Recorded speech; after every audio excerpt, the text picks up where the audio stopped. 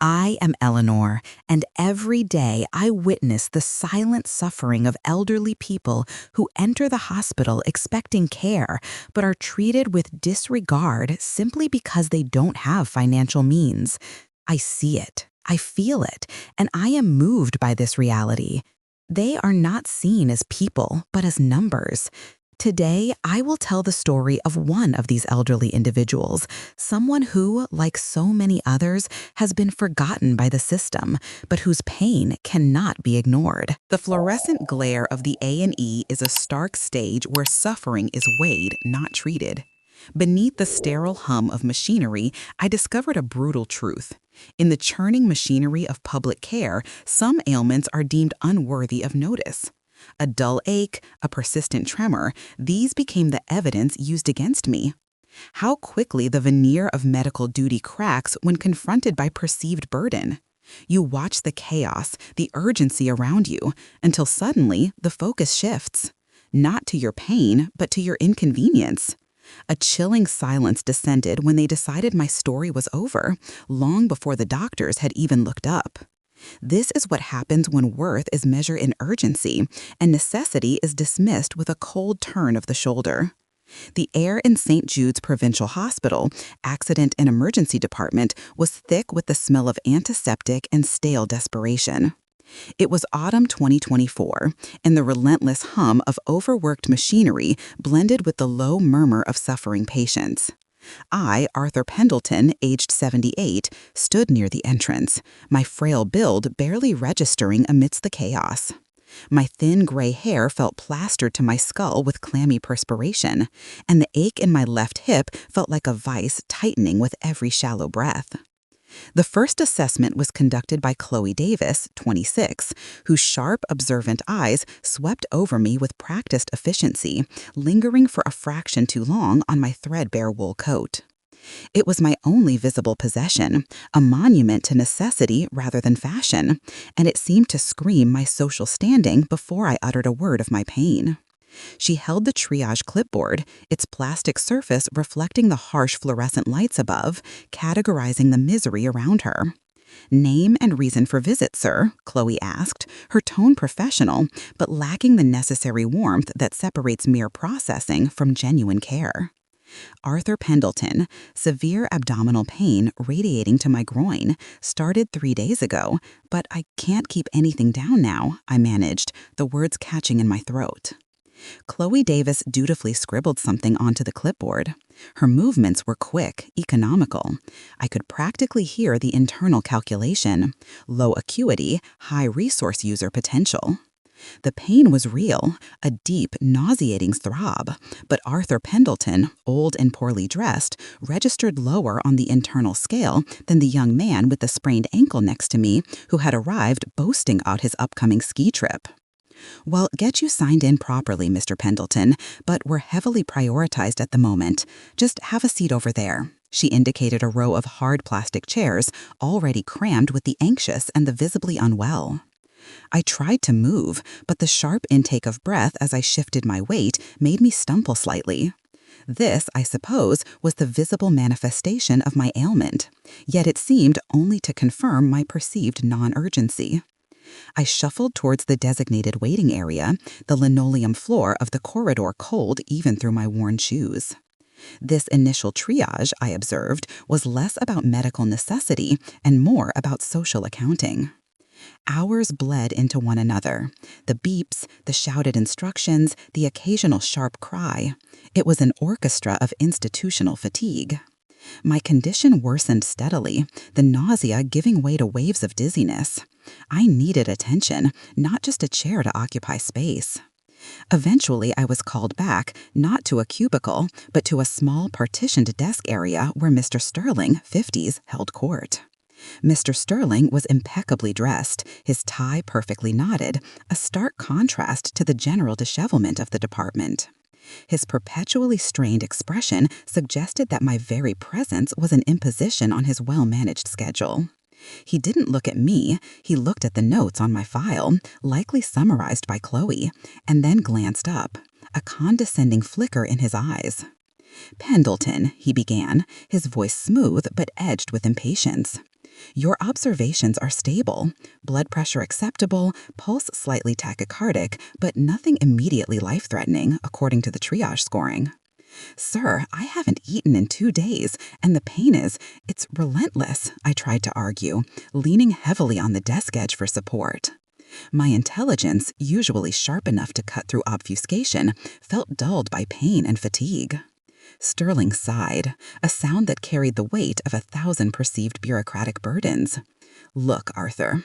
We have critical trauma cases waiting. We have active cardiac events. We have young mothers with genuinely concerning symptoms. Your presentation simply doesn't warrant an immediate bed or further invasive diagnostics at this juncture. This was the crux of it, the chilling reality filtering down from the management structure. Efficiency and hierarchy dictating who lived and who waited. My appearance, my age, the lack of an assertive family member or a well-paid insurance plan all contributed to a low score on the internal ledger. I was deemed less profitable, a statistical drain. But I feel genuinely ill, I insisted, my voice cracking. This was the indignity starting to bite deep, the need to beg for basic care in a system funded by my lifetime of contributions. And we appreciate that, Mr. Sterling said, never meeting my eyes fully, focusing instead on a spot just over my shoulder. However, the current pressure on beds means we must prioritize. We cannot hold patients in A&E indefinitely based on subjective reporting of discomfort. I watched as he made a decisive mark on the electronic record. What does that mean? I asked, a cold dread spreading through me that had nothing to do with my ailment. He finally looked at me, and that dismissive glance was indeed more damaging than any physical blow. It was utterly devoid of empathy, viewing me as an inconvenience to be managed, not a person in distress. It means, Mr. Pendleton, that we are discharging you now. We've provided antiemetics and pain relief for the journey. Go home, rest. If it escalates significantly, if you become confused, or if the pain becomes unbearable beyond what you've managed thus far, you are welcome to return. Return? The word echoed hollowly in my ears. I can barely stand now. How am I supposed to travel home? Sterling waved a hand towards the door, signaling the end of our interaction. I'm afraid we can't arrange transport. A taxi, perhaps? Our ambulance service is fully committed. This was the moment, the climax of my humiliation, not in a dramatic fall or a sudden collapse, but in this quiet, bureaucratic execution of neglect. I was being ushered out, physically removed from the sanctuary of medical aid because my ailment was deemed insufficiently spectacular. 2 orderlies appeared, summoned by a nonverbal cue from Mr. Sterling. They were not overtly aggressive, but their movements were firm, imbued with the authority of institutional will. "Time to go, mate," one muttered, placing a hand, not unkindly but certainly impersonally, on my arm. I protested, my voice rising slightly, desperate to articulate the sheer wrongness of this dismissal. "You can't send me out. I need a scan. I need to know what's wrong." But my plea was drowned out instantly. The electronic beeps from the bays intensified. A code blue sounded in the distance. The volume of the department swallowed my distress whole. They were not hearing an elderly man suffering. They were hearing a nuisance disrupting their flow. I was escorted, shoved might be a better term, past the main reception desk, through the automatic doors and onto the pavement outside St. Jude's. The chill of the late evening hit me immediately, a stark contrast to the artificial warmth inside. The orderly paused only long enough to ensure I hadn't collapsed directly onto the threshold. "Right then, best of luck, Arthur." And then they were gone, the doors hissing shut behind me, sealing off the world of care I had briefly, futilely sought. I stood there, clutching my threadbare wool coat tightly around my frail body, the triage clipboard's final judgment hanging heavy in the night air. I was on the cold linoleum corridor, now external and unforgiving, a mere footnote of institutional neglect, left to face the genuine agony of waiting for the pain to become worse, as instructed. The streetlights cast long, indifferent shadows, and I realized with a profound, weary certainty that in the grand, strained machinery of modern healthcare, some lives were simply not considered worth the maintenance. I stood alone, the sounds of the busy A&E fading behind me, a testament to the silence that follows a plea ignored. The cold pavement of the curb was shockingly hard beneath my worn soles. The automatic doors of St. Jude's hissed shut, an almost theatrical closing statement to my rejection. The night air in autumn 2024 was crisp, biting through the thin weave of my threadbare wool coat instantly. I stood there, disoriented, the fluorescent memory of the A&E still stinging my retinas, replaced now by the murky sodium yellow glow of the streetlights. My hip throbbed with an intensity that felt like a physical violation. This was the consequence of being perceived as low priority, abandonment in the proximity of care. I took a shuddering breath, trying to gather my wits, and looked back at the imposing, anonymous facade of the hospital. It looked solid, unyielding, a fortress built to keep the inconvenient out. I needed to move, but the sheer indignity of the eviction rooted me to the spot for a few more crucial seconds. A passing car splashed water onto my trouser leg, a minor physical event that somehow magnified the monumental humiliation. How was I to face the walk home, even a short distance, when the simple act of standing was already an agonizing performance? I clutched my coat tighter, feeling the familiar texture of the cheap, worn fabric, a uniform of invisibility. I thought of Chloe. When she took my details, behind the professional veneer, I'd seen a flash of something, perhaps sympathy, perhaps just the fatigue of seeing this same drama played out daily.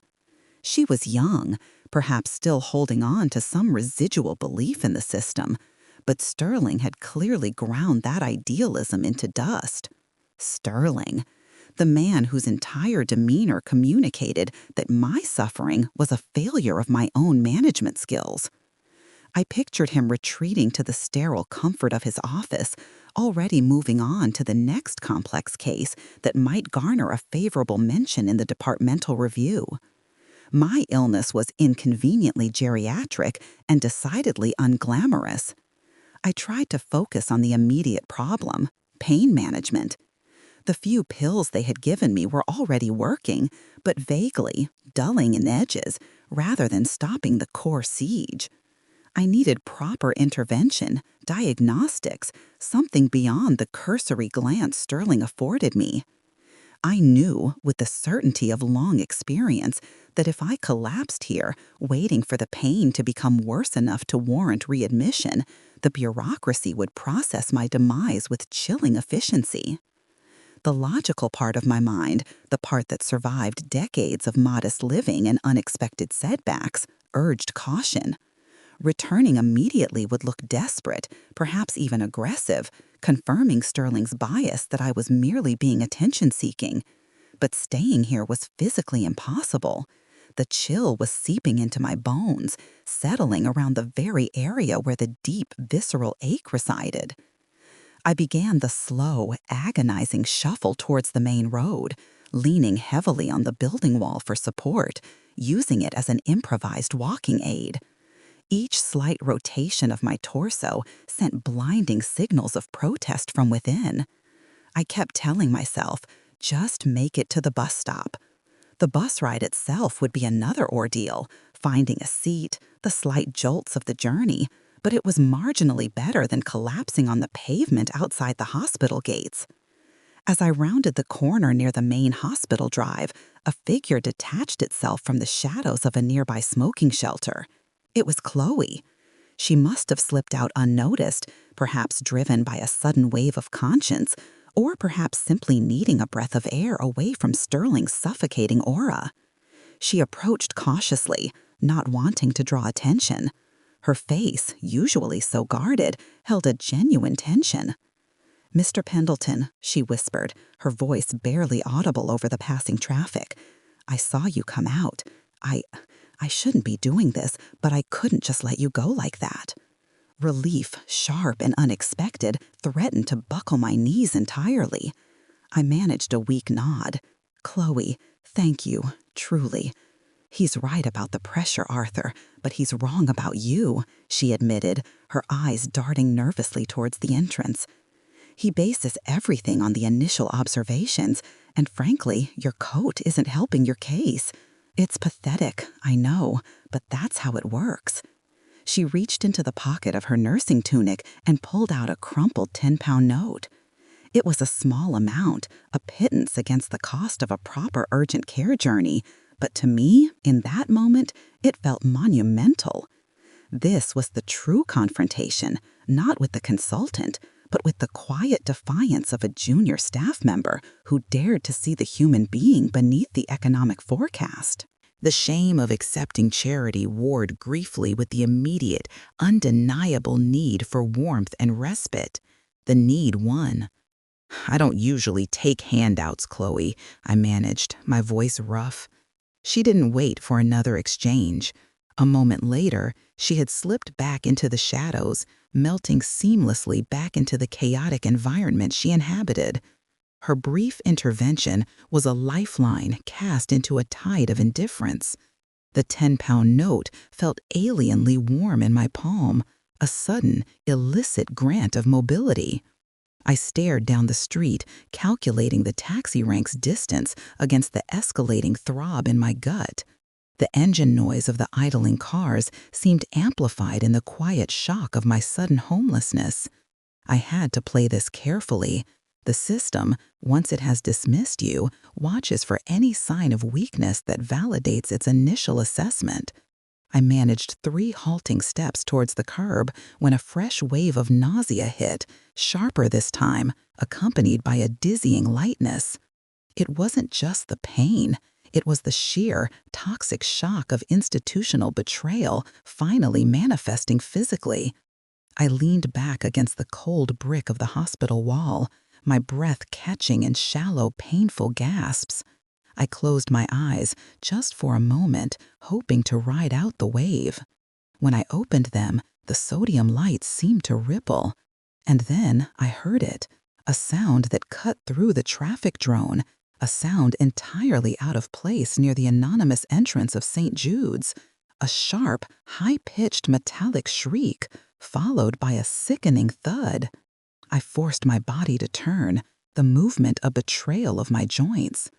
Down the pedestrian ramp leading away from the main doors, closer to where Chloe had vanished, a trolley, one of those metal-wheeled contraptions used for moving heavy supplies, had careened out of control. It lay tipped over, its contents, a stack of freshly laundered but slightly stained sheets, scattered across the pavement. And near the wreckage, lying unnaturally still, was a young woman. It was Chloe. The 10 pounds slipped from my fingers onto the damp pavement. My own acute physical suffering instantly retreated into the background, eclipsed by a far more urgent, visceral terror. She hadn't just looked back. She had been moving, perhaps rushing to secure some forgotten item, when whatever force governed this chaotic place had caught her off guard. She'd been attempting to assist, to bridge the gap between the system's decree and my humanity, and she had paid the immediate price. I forgot the pain.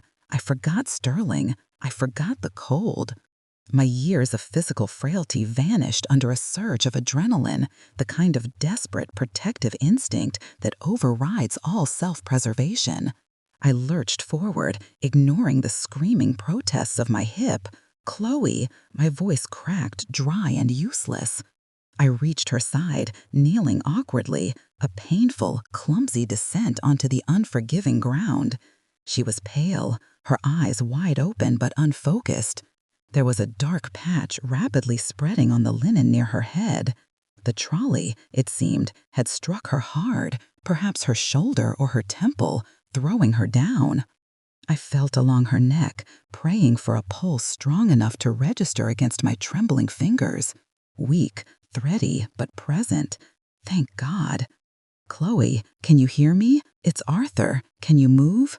I spoke slowly, clearly, trying to project an authority I hadn't possessed minutes before. Her eyelids fluttered.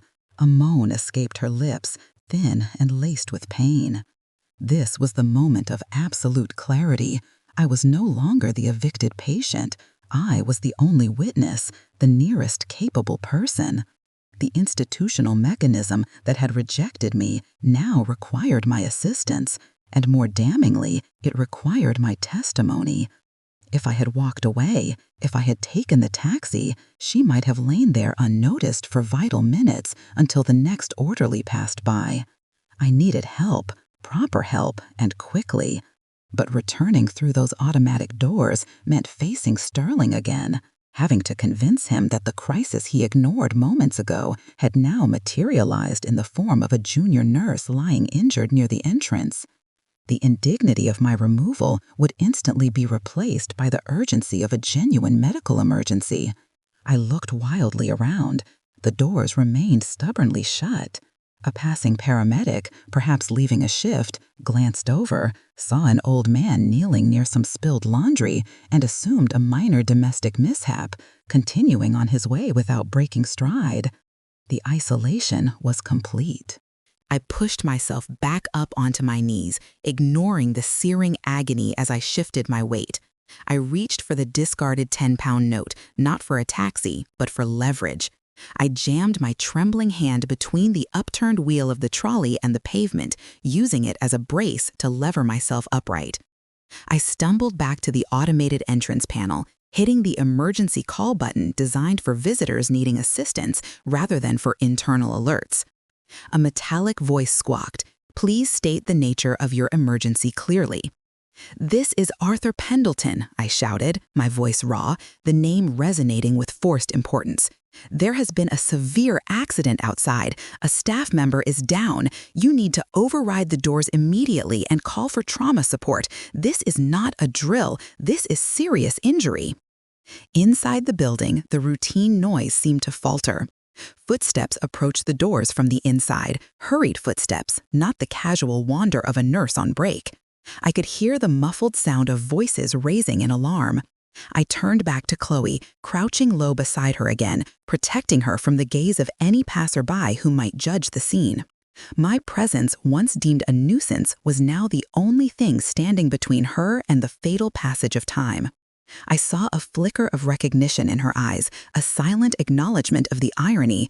The man they threw out because he wasn't important enough was now the gatekeeper to the care they were supposed to provide everyone. The main glass doors slid open with an alarming rush of conditioned air. Sterling stood there, his face a study in strained exasperation, followed by two security guards looking confused. His eyes swept past me, landing immediately on Chloe, and the mask of professional concern snapped into place with mechanical speed. "What in God's name has happened here?" Sterling demanded, his voice sharp, betraying his fury at the disruption rather than his concern for the injured. I stood between him, my threadbare coat suddenly feeling like armor. "What happened, Mr. Sterling, is that the environment you and your staff cultivate is dangerous, even for those within it. She was trying to help me, someone you deemed unworthy of attention. Now, stop barking orders and get the trauma team here. You can worry about the administrative fallout later. For now, you treat this as the emergency it is because you almost let the consequence of your triage policy lie bleeding on your doorstep." I held my ground, the sheer force of righteous indignation holding my weary body upright. The linoleum corridor's cold had momentarily been replaced by a necessary, painful, but profoundly human heat. This was my final stand in St. Jude's, demanding recognition not for my ailment, but for the value of the life they were so ready to discard, even the life of the one who tried to show me kindness. Smash that like button and subscribe before you go.